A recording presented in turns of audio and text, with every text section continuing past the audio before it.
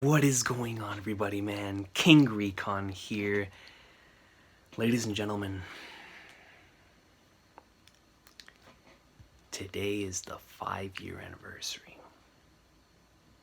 of the legendary, the iconic, the GOAT, Chapter 519, man. On this day in the history of the universe, everything changed, bro. Everything changed for this man right here, and I'm sure for many of you as well. Even though I didn't read this chapter exactly on that day, this was the day that chapter released. And because I experienced this arc first in the manga, and it still remains my favorite single experience I've ever had, this chapter means a lot to me, man. And it has for a very long time. This and 520, they both go hand in hand. I'm never able to separate the two because it's just, if I put them together, it's literally, to me, the greatest thing I've ever experienced, right? And it's incredible to me that 5 years have passed since then. Not only that, but the fact that as I read this, the series is over. You know, I never thought that I would look back on Gintama, look back on this moment, and be like, man, it's the 5-year anniversary, and it was the same year that the series ended. You know, chapter 703 really raised the value of these two chapters to me more than they already were. I mean, to me, that's top one. You know, to me, it doesn't get higher than chapters 519 and chapters 520 Gintama. It does not get higher than that. I like, for me, on a personal level, as for what I enjoy in stories or what's impacted me in stories, that right there is nothing's ever touched it since. And the fact that 703, I contemplated earlier this year whether that was my number one or not. That tells you that Sorachi is truly a GOAT, man. That tells you, dog. It really, really does. Not only that, but because of that chapter, this stuff was elevated. But chapter 519, man.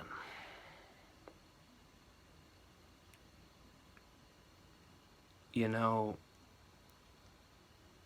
this arc up until this point, this legendary Shogun assassination arc, man, my baby.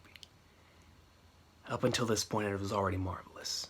With so many different things to make the series GOAT-tama to me. Wonderful character moments, some of the best character moments to me in the entire series. Wonderful thematic weaving and threading with the characters' motivations and the way their arcs would intertwine with everything else. Every single chapter ended in a cliffhanger. The Shige plot twist to the fact that Takatsuki and Gintoki are in the same arc and they're about to face off. You have Kamui here, you have Kamui and Kagura about to go at it. You had the entire stuff with Zenzo! And, you know, everything's popping off. But in the midst of all this, right after chapter 514, you get the greatest stretch of chapters in anything, man. And then you get to this moment. I've never witnessed anything that has ever changed my perspective on everything in the series in one page in the way that this series did it, man. The closest thing I can think of is Metal Gear Solid, which did that as well, but that was more like an entire final level rather than just one page, man. One page. When it hits, when you actually get to that page and you see what Gintoki actually had to do, it changed everything for me. It changed the entire series. It forever changed the the whole scope of everything from then on out, at least for me when it comes to storytelling, dog. As an individual trying to get into this field, trying to tell stories, when I saw that, because it destroyed me on an emotional level. Y'all remember, man. Y'all remember from the video. But after just letting it sink in for a while, I remember just thinking the following day, I didn't even go to work the next day, dog. That's how much this stuff impacted me. And I remember just sitting there and I was like, man. And thinking back to 519, and thinking back, just admiring it as a storyteller, and I was like, Sorachi is truly a genius. because it felt like the entire series led to that. And once you saw that, now literally, you can go back after reading 519 or experiencing 305, episode 305. You can go back and every single little moment in the series, after that moment, it becomes the greatest rewatch ever, or reread. Because everything has so much more value to it. There's so much more weight. Gintoki becomes greater after you see the revelation. And after that, after 519, 520, Takatsuki was my favorite character in Gintama. Leading into the Shogun arc, whenever I first got into Gintama, Takatsuki was my favorite character. And after that one page, because Takatsuki was still my favorite character going into this, right? He was still going in, Gintoki was right there. But once I saw 519, Gintoki not only became my favorite character in Gintama, he became my favorite character of all time. Of all time. It has not changed. It has not changed. It's because of this. It's because of this, man. Dude, it's like the perfect combination of a truly inspirational moment combined with absolute heartbreak of the fact that a single human being had to go through something like this.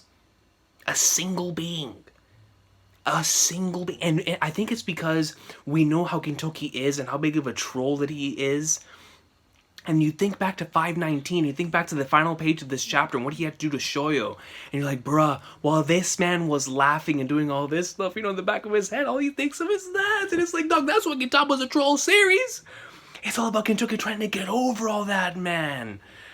And this, it changed everything, bro. It changed absolutely everything. And I will forever adore this chapter for what it did to me on a personal level, man.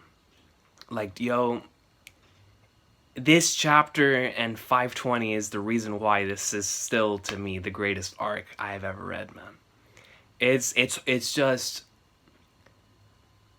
the character moments, man. The character moments are unrivaled. They are unrivaled. The twist and the, 544, with the Utsuru reveal, to me is still probably the most quote-unquote shocking thing in this series, because I was absolutely insane.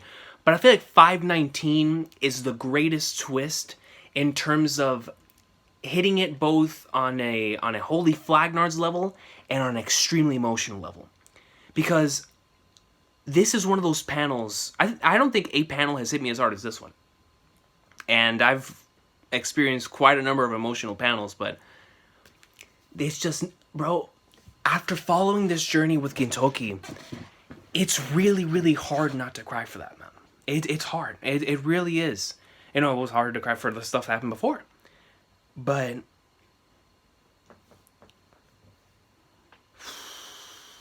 it's truly out of this world, man.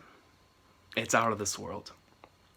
And it's a testament to how much how big of an impact this chapter had, that you can still get emotional just talking about it 5 years after its initial release.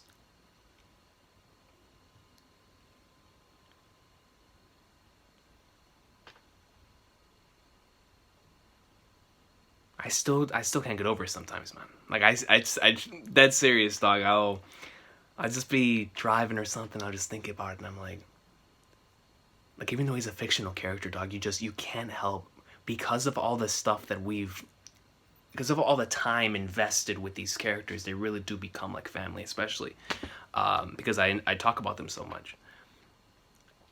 And so when a moment like that happens to the number one character you spend the most time with, and you remember all the stuff that happened in the past, and how he got through so many people through so many different situations, when he himself was the one that needed the most help out of everyone, dog.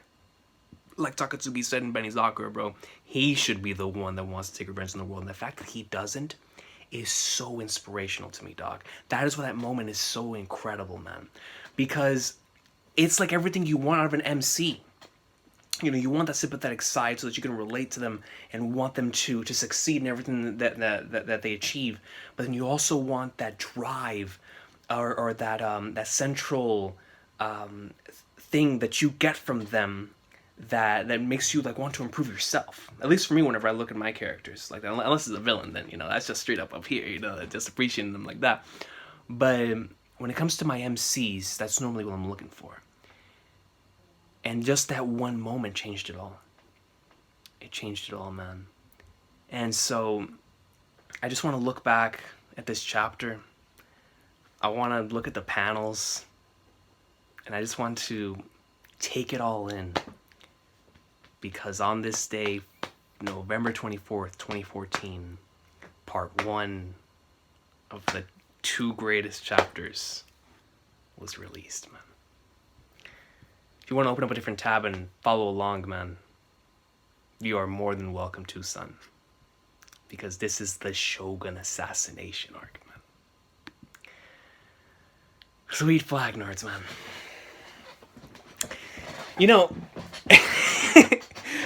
no matter how many people I talk to, we always have the same emotional attachment. Or it's not the same. Everybody hits everybody different, but when it comes to like the we're all on the same plane of like, even though this stuff is so phenomenal, no matter how hard or how long we've been away from it, it always hits hard. I just finished rewatching this arc twice this year. I rewatched this arc before the finale of the series, and I rewatched this arc that very same week again with Mr. X Reacts. And both of them had me ball. And this is like my 40th time going through this arc. I've gone through this arc so many times just on this channel. Let alone, and it's hard, bro. That is a testament, all right? That is a true testament, son. But here we go, son. Chapter 519. The blades... It feels so good to be reading the Gintama manga again. The blades of both Gintoki and Takatsuki go flying. You see Lake Toya and Takatsuki's blade flying up together. The only ones that can stop us anymore are us. If you don't like it, if it won't yield... Bro, look at Takatsuki's face. Just look at the emotion. You know, Sorachi has always been really, really good at using his negative spacing to give the characters a shine, or their moment to shine in panels. Like, you truly focus on said character. One of a really good instance of that is back in Yoshiwara, whenever he did that with Tsukuyo. And it still remains like one of those vivid, and a very St. Marco as well with Kagura, just vivid, like, flagnards. He really wanted us to focus on the characters there. And he doesn't do that very often, which is why whenever he does do it, it's very impactful. Same thing with episode 111 in the manga. I forget the exact chapter number for Independence Day. He ends off that chapter with the white background and focusing on the characters. And I really love when Sorachi does that. I mean, it's a common tactic, but it's Sorachi in particular... the way that he uses emotion to convey that is always very, very well done. And he did that a lot in Gintoki vs. Takatsuki, and I really, really appreciate not only the way that he did it in the manga, but the way that Sunrise, BNP, was able to adapt that into the anime, because they adapted all of that splendidly. And as a matter of fact, for certain portions of this, I don't remember what...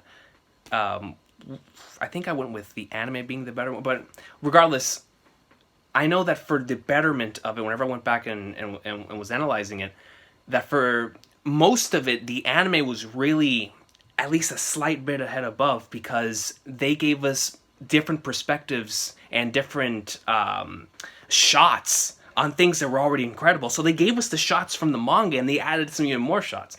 Episode 305 is a masterpiece, man. It truly, truly is. But back to 519, and that's whenever Gintoki punches him at the end of chapter 518, and punches the flagnards out of Takatsuki with all his might, then your only choice is to stop it with your own fist. And you have one of the iconic panels from chapter 500, or from the Shogun assassination arc, whenever Gintoki, barely able to open both eyes, blood coming down, just punches the flagnards out of him and shouts from the bottom of his heart, man.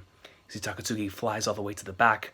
Gintoki moves forward a little bit, and then you get to see, you know, Sorachi is always really good at showcasing how much damage has really, really been done to a person, especially if they're on our side. I mean, he does that as well for the villains, but I feel like he focuses more when it comes to our main crew, because of course he wants us to feel sympathetic, like, holy flagnards, how are they going to get out of the situation if they're that injured?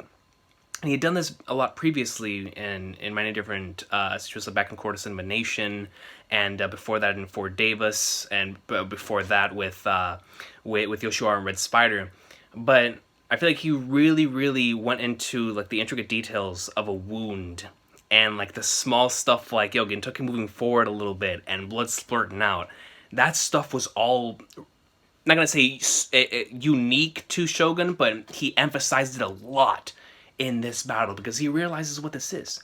This is Gintoki versus Takatsuki here, man. Both of these dudes are gonna come out of here near dead. That's what we expected. That's what we expected, and that's exactly what happened. And then here we go, Takatsuki on the floor. Takatsuki, how long are you going to use that crushed left eyeball to look at the back of your eyelid? And you see Takatsuki opens, or supposedly, you know, keeping that in the back of his eye, and then looks with the other eye, because in one eye, you already know what's in one eye. That's in 520. But in the other eye, you know, he just looks at Shoyo, and then he looks up at Gintoki. Open the right eye, you've still got real wide, and get a good look.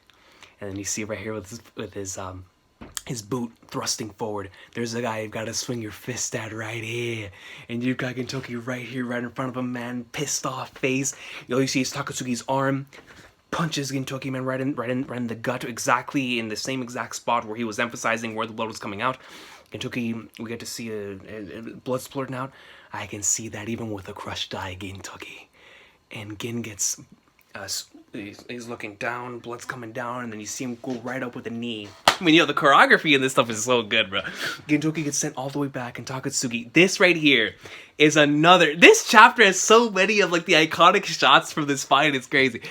You have Takatsuki saying, this closed left eye of mine, I adore how they did this portion in episode 305. I love it. I think it's because Koyasu nailed Takatsuki's lines so well. You truly felt the despair and how much this was hurting him, dog, to remember these scenes. Like, truly, you felt it in Koyasu's voice acting, man. And it's still, like, still to me, bro, I mean, people can make an argument for Gon in episode 116, can't blame me, or in other situations like Luffy in episode 309. There's a lot of different things or moments in anime with a lot of great voice acting for sure. Some that I can't think of right now. But this one to me, man, yo, Sugita and Koyasu, they went ham, dude. They went ham.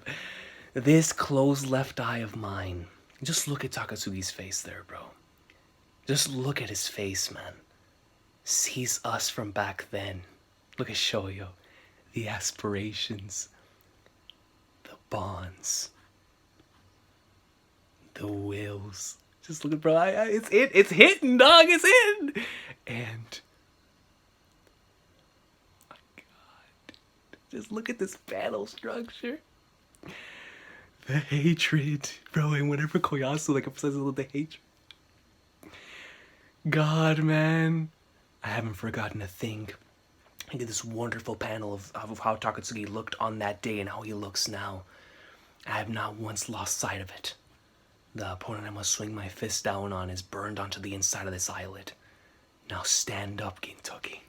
Our enemies are right here. Don't avert your eyes. Clench your fists. Get revenge for Sensei. We can't stab ourselves with our blades, but we've got someone far better than ourselves to cut. Someone far better than ourselves to curse. For me, it's you. And for you, it's me. Dog, this is too goat, bro. Like, how is a single being able to write something like this, bro? This dog is too legendary. And then here we go, man. Oh, God, I'm not ready for this, bro. I'm not ready to go through this again. Dog, how pathetic it is. These young ones with hearts full of concern for their country, meeting with such a fate. Is this what you wanted to do? Shoyo. Your pupils have done just what they were taught, and want to die like dogs. You don't recall teaching them that? That is what you would like to say, no? And here we see Zora and Sugi, bro. If that's the case, shall we test it? Will your disciples choose the path of dying like a dog with you? And before I continue, I was so immersed into the Gintoki and Takatsuki stuff, but one thing there that I also want to talk about here is how we get no lines of dialogue right here from Zura and Sugi, and yet we understand every emotion that we need to that we need to understand. And that's what I really love about the entire battle between Gintoki and Sugi, but specifically that portion right there, because you have the words coming from one side, and yet you know exactly how both of them feel just based off of their facial expressions. And I feel like Sorachi doesn't get enough credit as an artist for how well he's able to do that, but he's always been very good at that, especially since he wrote this arc. It feels like ever since he wrote this arc, he doubled down on those facial expressions for later points in the story. At least when it comes to the battle sequences, he's always had that when it comes to like the comedy scenes and the emotional scenes like that. But in the action scenes where your actions are truly speaking louder than your words, or when somebody else is monologuing or narrating or talking, and then the other person, you're just seeing them like, and you feel those emotions.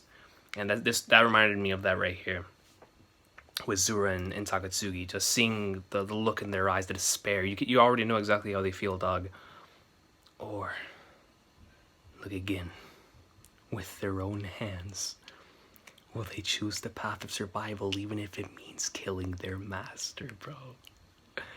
A fitting method of execution for one who fancies himself a teacher, don't you think? Your master, your comrades, choose whichever you like. And then we cut back to the present. Gintoki and Takatsugi punch the flag nards out of each other. And we see Gintoki get sent back. You don't see his eyes. Blood spurting this way, gets punched this way. We see Takatsugi's face. We see the rage, the anger in his face, dude, as blood spurts the other way. We see his boot goes right back down. Gintoki goes in for a sweet chin music. Kicks him down. Takatsugi goes in and he sweeps him. I mean, look at this amazing fight choreography, dog. Gintoki goes down with his foot. Takatsugi, we get a close-up on his face, like saying, nah, dog. Goes in for a leg sweep. Gintoki goes down, and then you see Takatsugi just pump, like, just... Episode 305 greatest. He's just punching the flag nards out of him, man. And Gintoki goes right back up with a headbutt. Then he nails him right there in the gut, sends him back. Both of them are on the floor. And here we go, man. Gintoki, I'm leaving things in your care. Our comrades, everyone. Protect them for me, okay? And we see Gintoki going over, man, to try to grab like toy. Dude, this chapter's so good, man. I don't understand. How was this all one chapter, bro? Like, I'm telling you. Ever since I first read this, I don't get how he was able to make all this flow so well within a single chapter, bro. Gintoki, if I die, take care of Sensei. Here comes the take care buddy scene. Then I'll ask a favor of a fellow good for nothing too. Don't die. And we have Gintoki take Lake Toya. He stands up, looks down, yells, "Aah!" And you have Takatsugi coming in and gives out the legendary Gintoki! And you see Takatsugi in the past and in the present as he's looking on. And in black and white with the flashback shading, Shoyo says thank you. And then we get the panel that broke me the first time I read this, man. It was the first time that I ever shed tears while recording a video. We see Gintoki in the past and Gintoki in the present. And he strikes Takatsugi. And on the right side, he beheads Shoyo. And that is the legendary, in its own tier, lesson 519 of Gintama, man.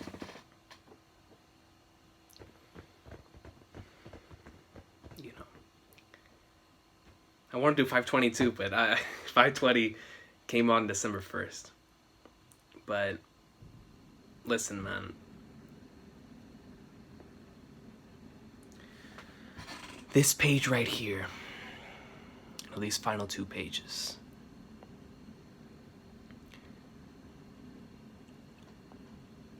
like I've always said, man, I adore episode 305 and I think it's the perfect adaptation, but for this chapter in particular, because I first experienced it in this chapter, I do have a slight edge for it in the manga.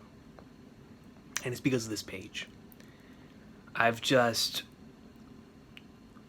When you see the look on Gintoki's face, in the past and in the present like this, and you look down, you see what he did. You see that he was the one. He's the reason why his master is no longer around. Gintoki was the one that killed Shoyo. And when you look back up and see his face again, I will never forget how I felt when I first read that, man. Just something you never forget, bro. Unbelievable. Sorachi, to me, solidified himself as a legend. I mean, already before this, but this right here was... I mean, like I said, man...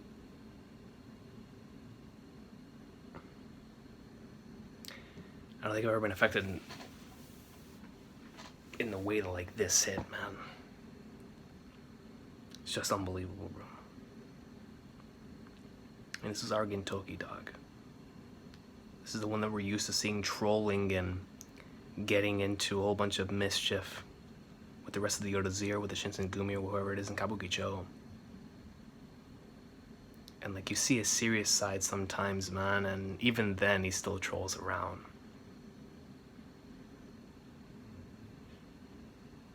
Like, you always know that we'll get back to seeing Gintoki, bro. And all the things, now all his wonderful speeches, all of his wonderful quotes and things that he stated that come directly from the heart, that you can tell come from experience.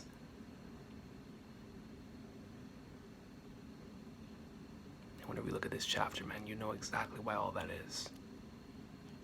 You remember back to the Shinigami arc whenever he spent all that time in prison, bro. Remember back to the Shinigami arc whenever they talked about the beheading of a master. You think back to the Red Spider arc, whenever the entire arc was based on Tsukuyo taking on her master, and how Gintoki said, yo, you're definitely not befitting to be a master, dog. Don't ever, you know, insult the name of a teacher again, dog. You ain't no sensei. You don't know what a sensei is like, because he had the best of all.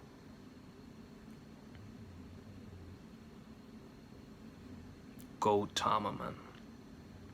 Gintama. This one page changed the course of history for me, dog. This one page changed my favorite arc, my favorite series at the time, because right now it's back to a tie. But, and my favorite arc, my favorite series, my favorite fight, and my favorite character. In one page. In one page. And then it's solidified with the following chapter in 520. But this stuff right here, man, is...